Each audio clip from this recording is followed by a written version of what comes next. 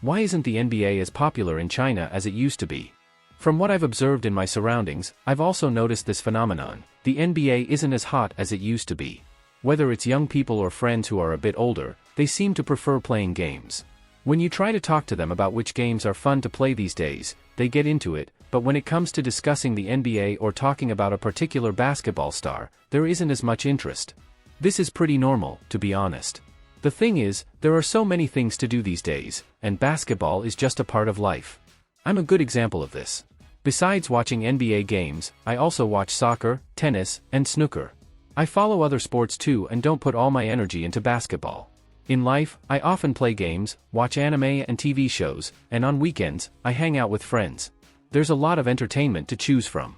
Because I have so many interests, the NBA is just a small part of my life, and I'm not fanatical about it. Life can go on without basketball, and it doesn't affect other aspects of my life just because the NBA exists. Besides these factors, I think there are a few more reasons why the NBA isn't as popular as it used to be. One is that the NBA has lost its Chinese connection. Why was the NBA so popular before?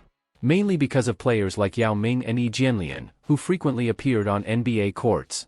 People used to watch their games to see how they performed. One memory that stands out for me is from my college days. Whenever there was a Rockets game with Yao Ming playing, everyone would gather around the TV in the cafeteria to watch the game. It was quite a lively scene. You can hardly find that atmosphere anymore. Another reason is the changes in the rules. Nowadays, NBA regular season games have lost their competitiveness. I often write NBA game reviews, and my editor would assign me tasks to watch the games and write comments. Sometimes, during the games, I really feel unenthusiastic, especially during garbage time when the game becomes extremely boring. The referees' calls are inconsistent, either too lenient or too strict, and many games are often broken up by the referees. This not only affects the players' emotions but also makes watching the games incredibly dull.